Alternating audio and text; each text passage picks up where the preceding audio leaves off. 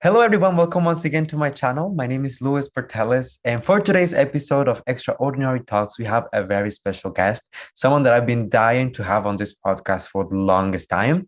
I'm talking about Victoria Velasquez Vincent. She is representing the province of Cavite in Miss Universe Philippines 2021. At this point, everyone has heard about Victoria. There's been a lot of buzz about her ever since the rumors about her joining Miss Universe Philippines started. And that's one of the reasons why I really wanted to get to know this very mysterious candidate. Well, actually, she turns out to be not only an extremely sweet girl, but also a very, very smart candidate. So I really, really hope that everyone enjoys the conversation that we had today about so many things going from her journey, joining a pageant, the competition, the expectations, her advocacy, and so many more things. As usual, if you enjoyed this video, please don't forget to leave a like so that it gets recommended to more people. Subscribe to my channel for more videos like this one almost every single day. And last but not least, let me know in the comment section, what did you think about our conversation, the answers, the questions, the dynamic, anything you want to address, go ahead and express yourself. All right, my friends, so I will see you with Victoria right after the intro. Be strong.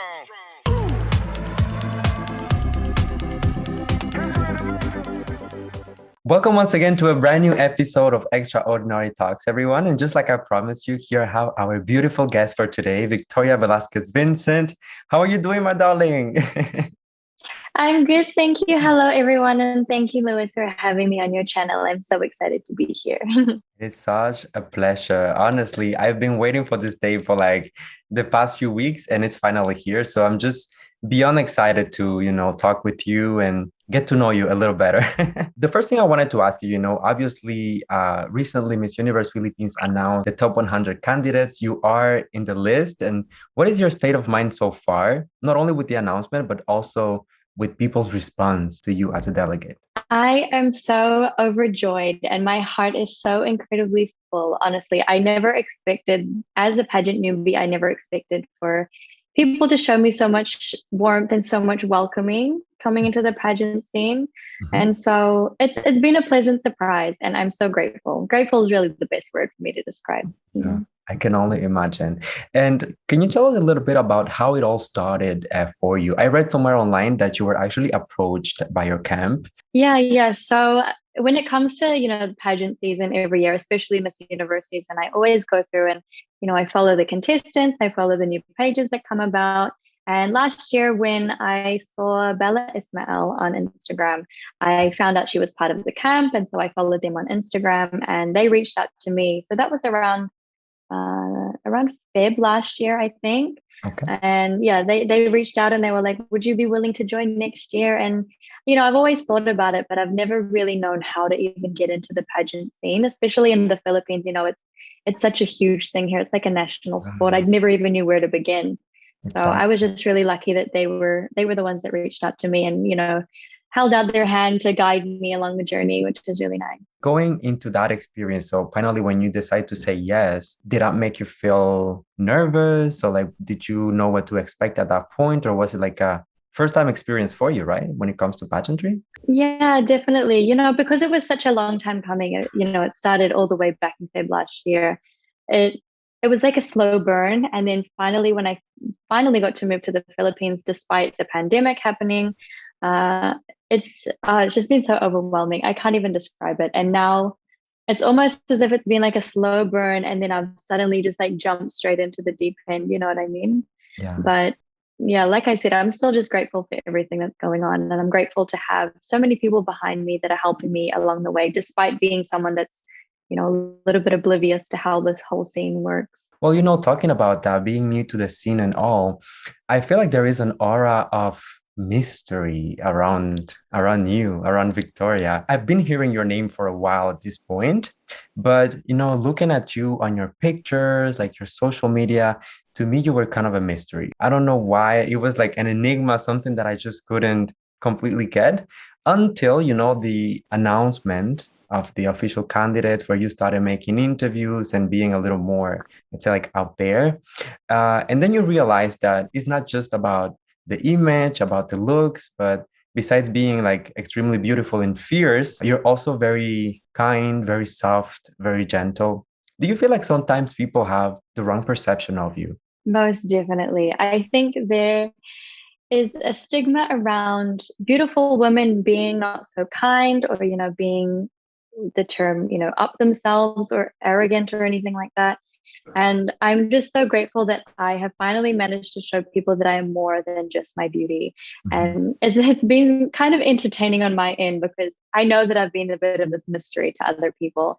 And when my coaches first let out some information about me, there was like three facts about me. It was about the degree that I did. It was that I'm 5'9", and it was that I was born and raised in New Zealand. That's all anyone knew.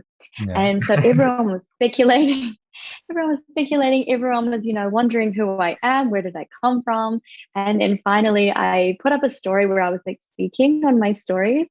And oh my goodness, the reception of that was so incredibly overwhelming. I couldn't believe it. I think all I said was like, hi, hello, good morning in Tagalog. And then I just said thank you for, all the positive feedback that I've been getting. And yeah, everyone just, they were so warmly welcoming me. It was so heartwarming, truly. I've rarely seen like so much buzz for like an outsider, let's say like someone new to the industry, but you were really able to captivate like people's attention, and I feel like a lot of people gravitate towards you. So definitely props to you for that. I think that you've been able to even develop a little bit of a following online. I've seen like fan accounts for you, and how does that make you feel? Do you feel like it's a um, like positive attention, or does it add pressure to you? How do you respond to this? Honestly, the whole thing is just so surreal to me, because like I said, I was born and raised in New Zealand. There is a population of about 5 million people. True. Pageants really aren't that big of a thing. We don't, aside from famous sports players, we don't really have celebrities per Mhm. se. And so there's no such thing as fan accounts or anything. So coming here and having so many people, being willing to support me in that way, and to create accounts so that they can help me campaign. And, they're doing graphic artwork to help me campaign. They're doing so many things just to help me on my journey. It's surprising, truly, but I do really appreciate it at the same time. It's not so much that it adds pressure. It there's a lot more people that I feel the need that I want to make them proud, Yeah. because they are so strongly supporting me, and they're so just behind me on this journey, which means so much. So yeah, there's no pressure per se. I mean, I put pressure on myself for myself, Yeah. but I don't feel like anyone else is pressuring me. Very nice. And was there a moment where you felt that things were shifting, from being completely unknown in the pageant world to starting creating your own name and reputation? Was there a moment where you felt, oh, like people are noticing me today? Yeah, and honestly, it was kind of learning it the hard way at the same time, because when I started realizing that people were really noticing me, it was because people were also starting to make negative comments about me and have their own perception of me. And so Mhm. that was when it really kicked in, and I was like, oh wow, okay, it's like I have to be careful of every single thing I do now. Yeah. Not that I do anything wrong, but it's like, even if I'm not wearing the right top on a particular day, people might say things about me. So I have to always make sure I look on point. Exactly. I think that's the downside of like visibility sometimes, because you put yourself out there and some people are gonna love you, some people are gonna not love you so much. But Exactly, exactly. I actually have a funny story about you. And it's that I'm a very clumsy person by nature. And Me in too, my actually. perception, in my perception, I've been like following forever. And I was like getting ready to ask you for an interview. I was like, I gotta get this right, I cannot like miss my opportunity. And so I go to send you a message and I realize that I've actually been following one of your fan accounts for a while. And they're just like sharing your photos. And I'm like, oh Jesus. If I get to know the person first and I've been following them for a while, I feel more at ease, asking for an interview. So I had to follow you and then like ask you, but I was like hesitating. So I told myself, you know what? I'm actually gonna send a message to another fan account that I knew that was already on my page. And I was like, do you have like any ways to like talk to her? Because I mean, I really want to get this done. And they were like, yeah, I'll message her. And then they were like, okay, you can talk to her now. And and I just felt like, oh my God, there's like an entire process. But honestly, you were so extremely nice, warm, and down to earth. I feel like people Mm. have like this expectation of who you're going to be, but in reality, you're just like so down to earth, so open to people. So thank you for that. Yeah, that's the thing. People think I'm so like, and it's been the case before the whole pageant thing started. Even back in New Zealand, people sometimes got the impression that I was, like this untouchable person or this Yeah, person that, didn't want to talk to anyone else. But to be honest, I don't know if it's because I grew up quite shy. yeah. And so, I never really approached other people. I always kind of waited for other people to approach me. But Mhm. as I've grown older, obviously, I have grown out of that, thank goodness. But I think people still have this weird perception of me and thinking that I don't want to talk to them or I'm not going to respond or something like that. But no, Yeah. I love talking to people and I love meeting new people. And they told me that account told me and I'm like, oh, he really wants to do an interview. Can you please message him, follow him back, blah, blah, blah. And I was like, oh my goodness. I was like, at first I was like, wait, why is he asking you? Now you know. Yeah, funny. I love it. But I'm glad that now you see I'm just a normal human being and I'm clumsy and I'm awkward and I'm dorky as well. So I'm just so normal. And we love you for that. So yeah, and precisely talking to you, one of the things that I wanted to acknowledge publicly, I feel like I saw your interview with Tita, and I know that she had also a similar experience. But when I approached you at first, you told me, let's wait a little bit because I have a few things to get done first, but I'll get back to you. And in my mind, I told myself, when the official announcement is made, I'll just send you like a reminder. But you actually messaged me the same day that that it was official, that you were a candidate for Miss Universe Philippines. So honestly, thank you for that because I mean, vloggers, I'm pretty sure we're used to just running after the beauty queens and like follow up all the time, which is Oh. normal. But I do Mm, appreciate it, and it's very. I feel like it's very genuine, and it says a lot about you as well. mm. You said Yeah, I'm very much a woman of my word. exactly. You said precisely on the message, I am a woman of my word. And I feel like Mm. that says a lot about you. But I wanted to quote you on that actually. So, talking about being a woman of your word, right now, being in the competition, you are kind of promising to represent Filipinos fairly uh, within the national pageant, but also internationally if you get the crown. How do you plan to project a fair representation of Filipinos? I think for me, the most important thing that I really want people to understand is that being Filipino isn't defined by the language that you were raised to speak or the color of your skin or any of your other physical features. It's about who you are on the inside and it's about the values that you hold and how Filipino those values are. Mhm. And, my external appearance might not be a direct representation of Filipinos, what they are calling pure Filipinos. Yeah. But my heart is truly Filipino and my heart is with my Filipino people. And I think that's the most important thing. That's been one of the things that sometimes people raise a lot, the fact that you were not born in the Philippines.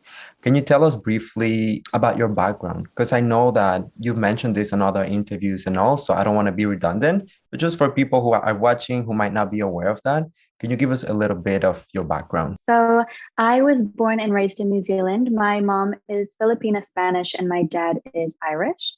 And I studied a double master's degree in architecture and heritage conservation, which is actually what I really want to put to use here in the Philippines because I really think that architects have a responsibility in a way to use what they do to help solve social issues. And so that's what I'm here to do. And that's something that I want people to realize as well.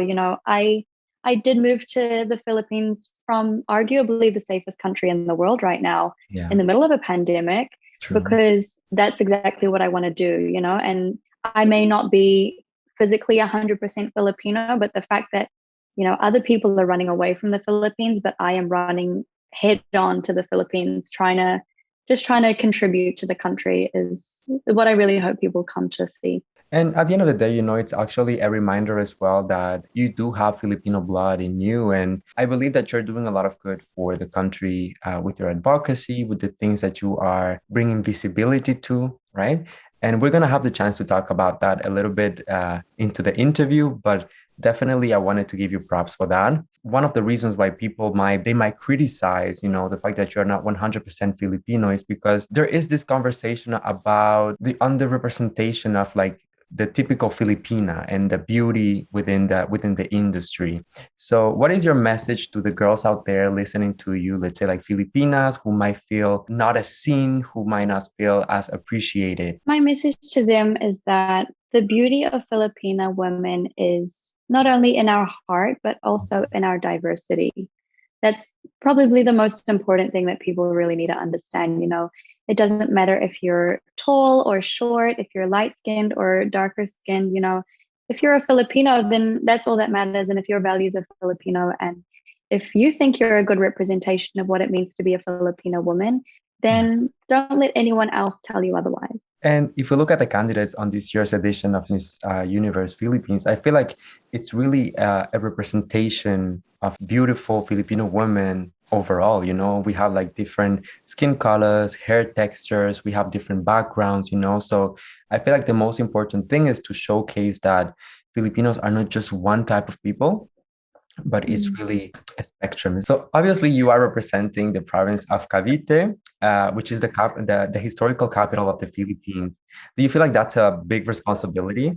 I do, yes, especially because I studied heritage conservation. So, I kind of have like a direct link. Educationally, I have a direct link to the history of Cavite. And so I feel like, yeah, people will expect me to do a really good job at representing the province. And my goal is to make sure that I do. Because in my heart, I know that, even though I wasn't born and raised in Cavite, I do have the values of what it means to be a Cavite. Do you already have an idea of how you're going to portray Cavite? And Miss Universe Philippines, they always ask you to come up with visuals for the activities as well. Of course, without disclosing anything that you cannot do. Do you already have like a strategy in mind on how you're going to do that? I do, yes. I am very much a visionary and I love to take control of creative processes, especially. And so when I have a vision of how I want things to roll out, I am determined to make sure that they roll out the way that I, envision them to. So I'm very excited to see how people, you know, um, see Cavite from my perspective. We're really looking forward to that as well. So let's talk a little bit about the competition and your preparation for it as well. So how did you feel when you saw your name and photo next to such big names from the industry? We have like pageant veterans, we have like names from show business as well. What was your state of mind at that point? Honestly, because leading up to the announcement of the top 100, there was a lot of speculation about who was joining, who went through the screening process, who was planning on competing for Miss Universe Philippines. And so I had a fair idea of what names, were going to pop up. And so it didn't come as much of a surprise as I think it would have. But I was also really pleasantly surprised by how many, I guess you could say non-famous people or non-pageant veterans there were. I think it's really incredible that Miss Universe Philippines is giving so many Filipino women a chance, regardless of if they've had experience or, if they're what you would call a pageant veteran. So I really like to see that. It's a healthy balance of, show business and veterans, but also fresh faces, giving opportunity to new people as well. And obviously, you have been doing so well so far when it comes to the online challenges. I feel like fan voting as well. I see a lot of people voting for you. So, what do you think is going to be your biggest challenge in the competition? My biggest challenge is something I am definitely still, struggling with at the moment, and it's definitely my styling, precisely with my makeup. I have finally found an incredible makeup artist who I work really well with, but we're still trying to navigate our way to finding the perfect looks. Because, I typically, before this whole thing started, I never really wore makeup unless it was for, like a wedding or a special occasion. I love just being fresh faced.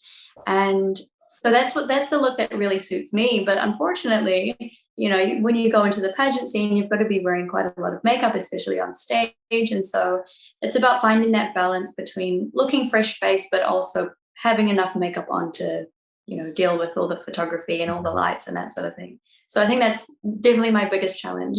Absolutely. I mean, I can definitely see how that would be a challenge, because you have to get used to this.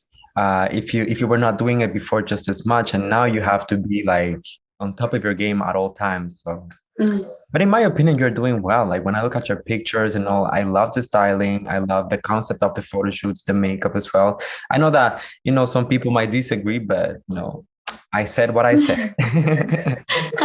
Thank you. And then obviously, there will be other challenges. Mental challenges, I think, will be the biggest thing. Once, hopefully if I get down to the 75, the 50 and the 30, it's going to be tough, especially for someone who hasn't really been through the situation before. But I like to think that my life experience takes the place of pageant experience. So I'll be okay. Everyone is talking about your looks, how fierce you are, how beautiful this and that. But I would like to talk about your pasarela, because it's so important for pageant fans. And obviously, the Miss Universe Philippines girls have a reputation for having their own very distinct pasarela. Have you found yours yet? So it's funny. Apparently, I have my own pasarela style. Okay. According to my coaches, they say, wow, she's really got her own technique. She's got her own style. But for me, I don't quite see it. You know what I mean? Like I'm just kind of just doing it.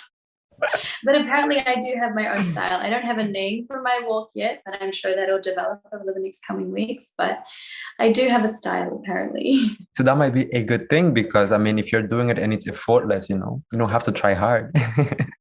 I mean, I hope so. I hope that my nerves don't get the best of me when it really matters. So it is important, for a competition like this one, to be prepared physically, but also mentally, like you were saying earlier.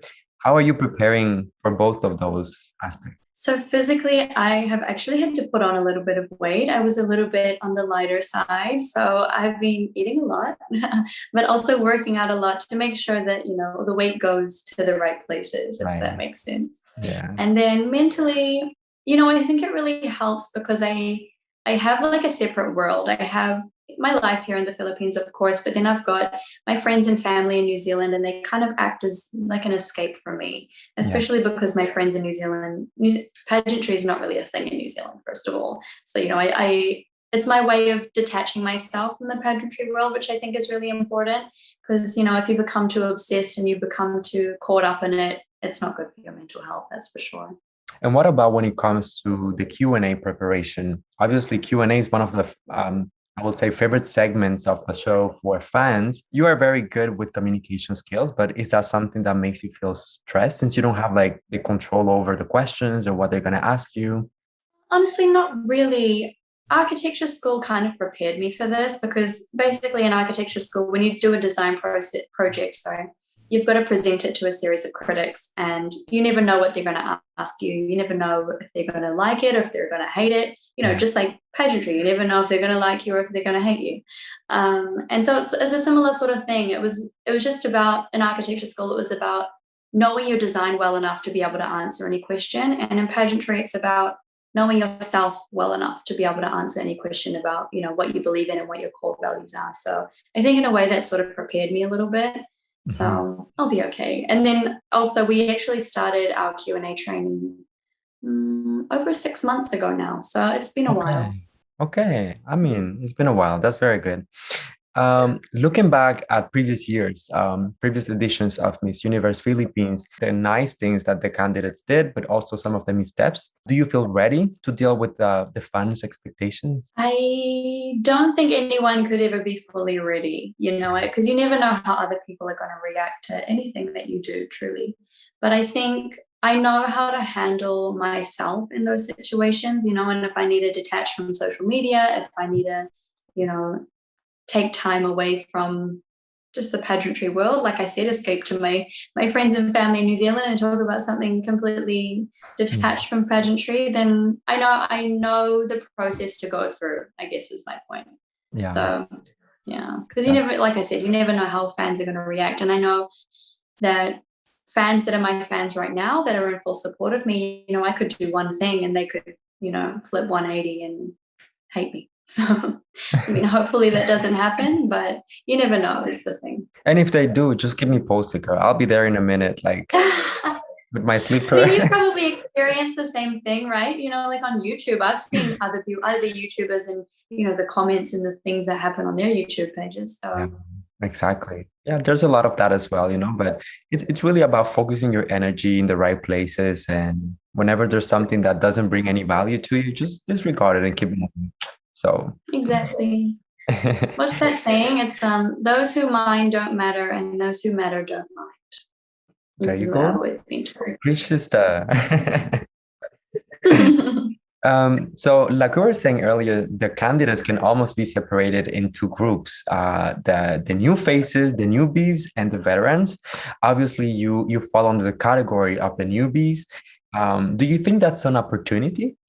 I do, because like you said before, you know, there's a sense of mystery about me. It's almost as if, you know, my story is so fresh that anything that I say, or you know, most of what I say will be new to everyone in the pageant world, and so that's going to keep them interested in a way. You know how pageantry girls, they often say know when to peak, and so you know I've been trying to hold back on information just so that I can almost like slowly drip feed, just so I don't overwhelm everyone at the same time and then there's nothing left to tell them about me. You know what I mean? Like the whole thing is a little bit tactical. So when it comes to this year's edition, not only of Miss Universe Philippines, but also the international version of it, there's so little time.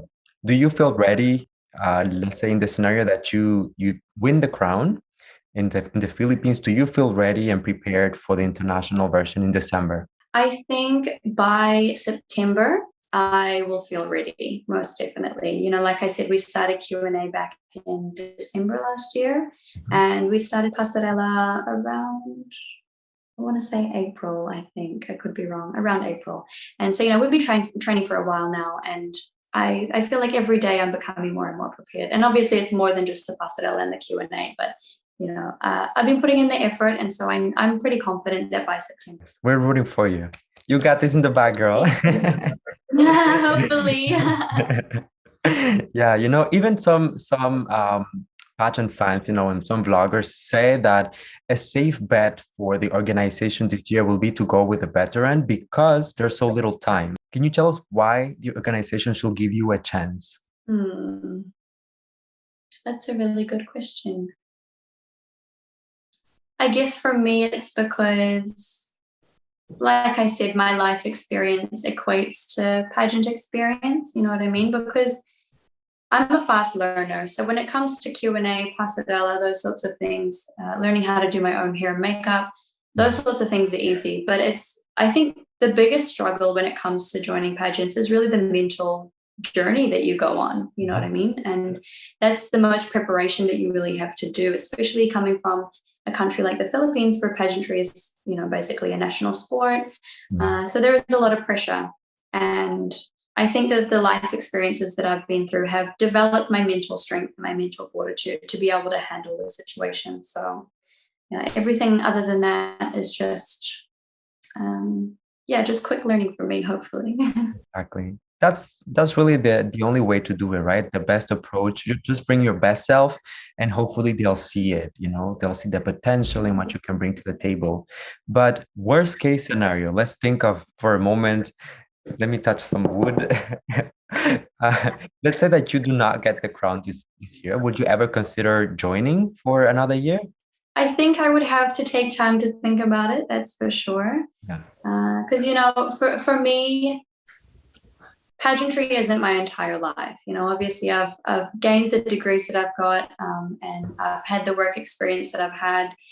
And for me, pageantry is almost like a way of amplifying the impact that I know that I can make even without pageantry.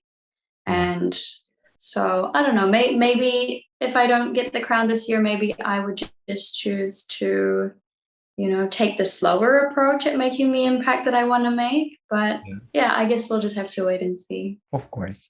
So talking about degrees, now we're going to talk a little bit about your advocacy. So obviously, I feel like one of the fun facts about you that everyone was commenting was the fact that you have a degree in architecture, but also in heritage conservation. Can you tell us a little bit of how this like passion for architecture and heritage started for you, this entire journey? Sure. And first of all, I'd like to say that that is, you know, compliments on my beauty are one thing, but for people to get excited about my educational attainment is just, Yeah. that is what really makes me blush. You know what I mean? When people compliment me on something other than just the way that I look.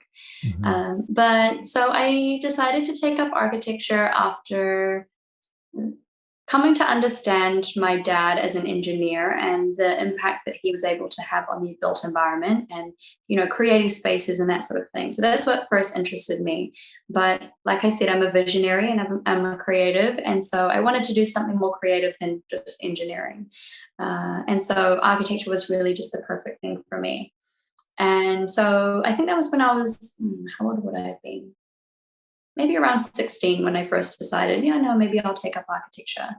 And then when I started architecture school, I obviously we do a lot of research papers and we, you know, look into a lot of other architects. And there was one architect that I came across. She was the first female architect in Pakistan, and she was originally what they call a star architect. So she was like, you know, like the celebrity version of an architect. Yeah. And she decided to leave that fame and she decided to design for, you know, her people who were struggling and people who needed sustainable homes in Pakistan. And so that was really one of my main inspirations, as well as the fact that, you know, after reading about her story, I came to realize, you know, there's so many people in the Philippines that have the same problem as the people in Pakistan. So, Mhm. you know, I started looking up to her as like an idol, and that was where my passion kind of was first ignited. And then when I was at the end of my bachelor's degree, I'm sorry, this is such a long-winded No. story. When I was at the end of my bachelor's degree, my university, it was the first time they started offering double master's degrees. Oh. And I think there was options for heritage, not landscape, urban planning and urban design.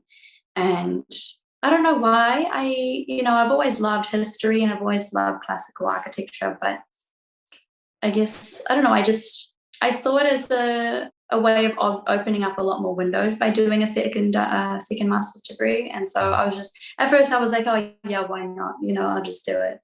And but I ended up just loving it so much and becoming so passionate about it. And now it's, you know, everything's just happened the way that it should have, and here I am now.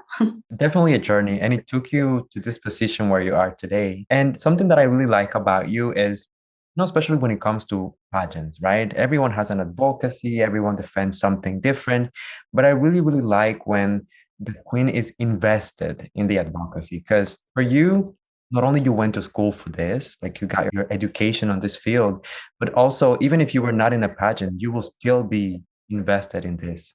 So definitely a lot of respect for that. How do you plan to become a voice for those people who are affected by, you know, this type of issues in the Philippines? Well, this is some information that'll start to come out in the coming weeks, but I'm working with a few organizations already. Okay. And, you know, using the platform that I have, as well as the educational background that I have, it's going to be quite powerful. And I'm really looking forward to really pushing for the things that I believe in and for the things that these organizations believe in, because I think it's something that not enough people really consider these days, you Yeah. know. And yeah, but I'm also excited because that's obviously my life purpose is really, you know, architecture and designing for underprivileged communities. But there are so many other things that I'm an advocate for that I'm so excited to just really push for on this platform, because I feel like the voices of so many people have been silenced for so long. Yeah. But, you know, now's my opportunity to just amplify them all. Exactly. It's your moment, girl.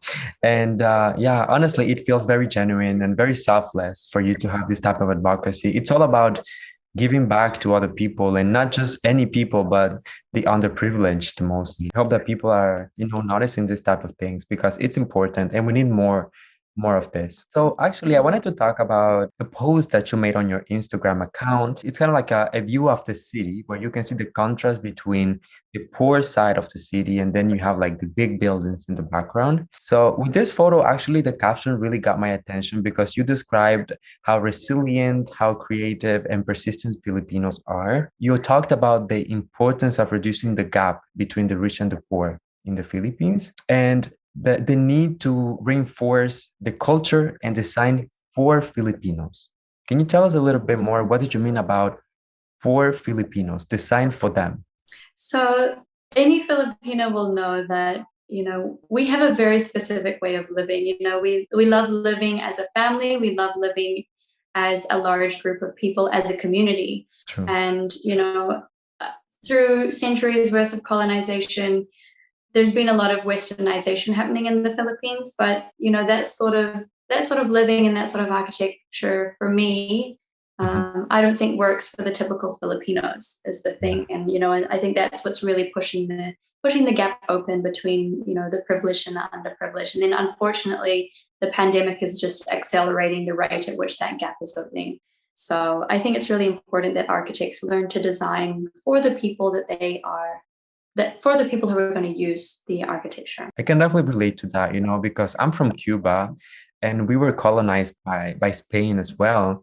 And I have the same feeling about, you know, our type of houses, maybe like the buildings that we have are not necessarily made for Cubans or the weather of the country or the type of, you know, natural phenomena that we have to face every year. So when I saw that, it really made me feel like, oh, this girl is really paying attention. Was there a moment where you started feeling like this type of deep reflections coming to you, or what was like the element that made you be a little more interested in this type of things? So my mom actually grew up in quite severe poverty. And, you know, hearing her stories and just seeing the way that she reacted when she explained those stories to me made me realize how privileged I really am. And especially, you know, growing up in New Zealand, I know New Zealand's not perfect, but, you know, in comparison to a lot of people, I've had an incredibly privileged lifestyle, and I will be the first to admit that. And I think the thing for me is that I don't just want to use those privileges and those opportunities just to boost myself. You know, I think about my mom's upbringing, and I don't want that to continue for other people. You know, I don't want other children to go through what my mom went through.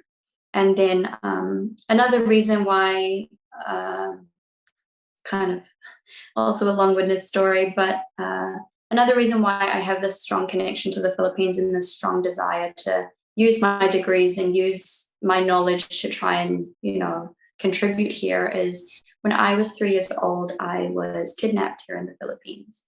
And so every day, you know, I'm just so grateful that I escaped that situation. But for me, it's like when I think about what my life could have been like, it genuinely makes me feel like it's horrifying to think of what my life could be like. And then I realized that so many people aren't fortunate enough to escape from that sort of situation. And so that's also another driving factor behind, you know, everything that I do, and specifically why I chose the Philippines as well. But of course, like you said, you know, similar things are happening all over the world. I guess the Philippines is like my starting point. Just like you described, you know, with an experience as being kidnapped as a child, I feel like you were able to turn such a negative experience into something good, into something positive, and once again, into something extremely selfless, giving back to the community and maybe improving the situation and the challenges that they have to face that sometimes might make them go through these problems and issues that have deeper consequences when it comes to people and the society itself. So props to you for that, V, honestly. And just to quote you here from that specific post as well, today marked the start of learning from them, offering my time, my working hands, and my knowledge. That says a lot. And that's why I honestly believe that you're very invested in your advocacy. And I'm just excited for people to get to know you and discover everything that you have to offer. And you know, the one thing that I really want people to know as well is, you know, I know that I'm only one person, and I know that I can't solve, you know, centuries worth of issues that have been developing and developing. But I'm just here to try my best and to offer what I have and to learn as much as I can, absorb as much as I can. It's going to be a long road ahead, but I'm sure it'll be worth it. Yeah, I'm sure as well. So let's think in the long term here. Let's assume that you go ahead and you win the Miss Universe Philippines crown. When it comes to your advocacy, obviously at that point you have to adjust a little bit your strategy and your advocacy as well, because it's no longer about reaching Filipino people, but you have to appeal to an international audience. Did you already think about how you're going to do that?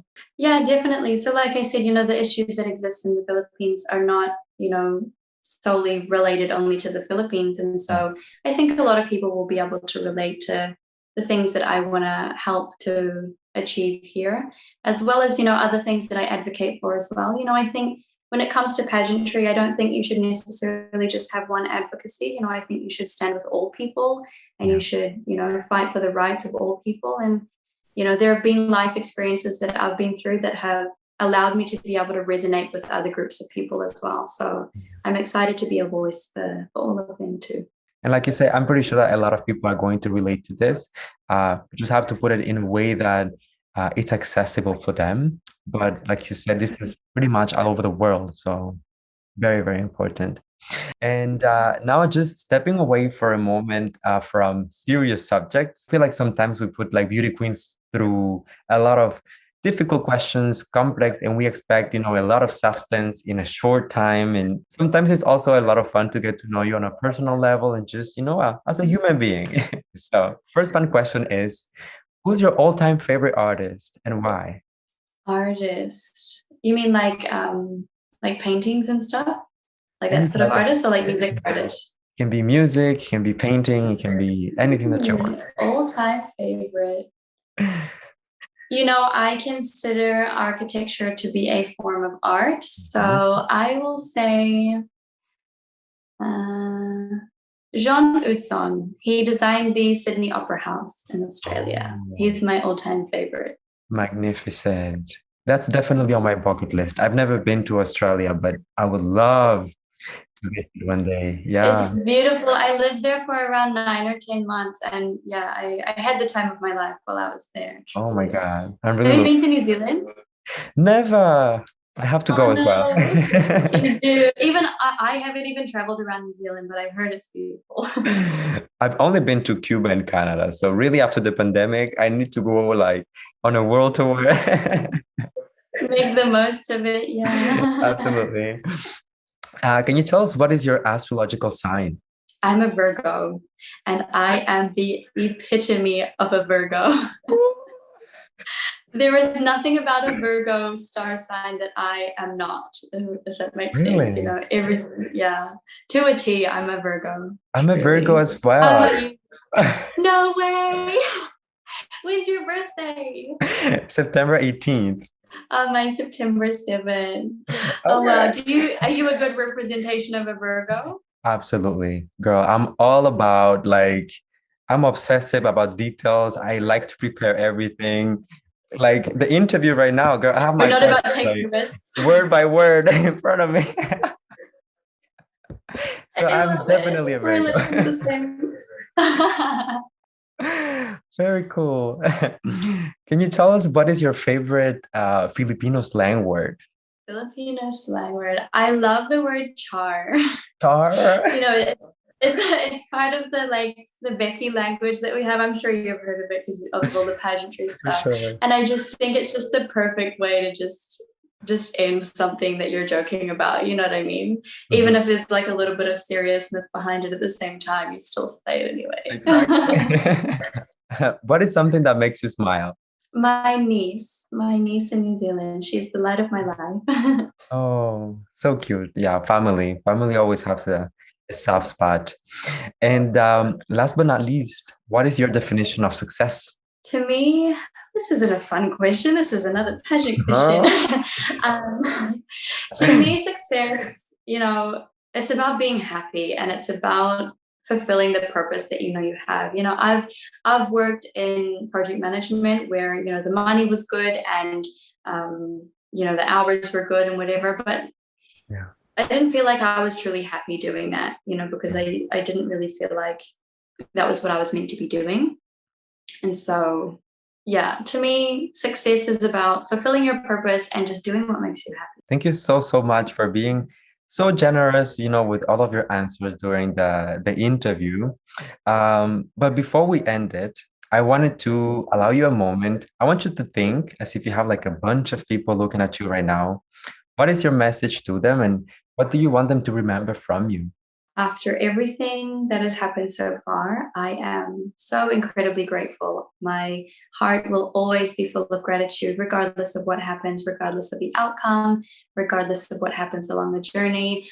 Gratitude is really the best attitude for me. And I know that sounds so cheesy, but yeah, it's really the truth. I'm so grateful to be able to, have the opportunity to potentially represent my people and to do right by my people. So thank you everyone for the support. It really, truly means so much. And I really hope that everyone is showing their support, their love, because especially now, fan voting is so important. I hope that this interview really brings positive light on what you're doing and the things that you want to accomplish, so that everyone can get behind you and help you on your journey. On a personal level, I mean, what can I tell you? Already, the fact that I invited you and that I wanted to talk to you already says, how much I look up to you and how much I've consider you to have the potential and what it takes to really go and get the crown. I just want to tell you, please take care of your body, take care of your mind as well during the competition. Surround yourself with people who are positive, who just want nothing but the best for you. Use your social media to your advantage because it's a powerful tool, but also forget about the noise and about the negativity out there. And most importantly, just be proud of who you are, what you're doing, and the things that you are trying to accomplish, because they're all extremely, extremely important. Yeah. Thank you so much. And, I feel like because you've been so involved in the pageantry world as a YouTuber, I know that I still have so much to learn from even you. You know what I mean? I'm very much new to the scene. I will always have more to learn, and I am always welcome. I'm always welcoming more knowledge, I guess, is the best way to put it. So thank you so much.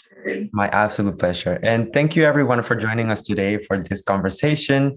I will see you very, very soon with another episode of Extraordinary Talks.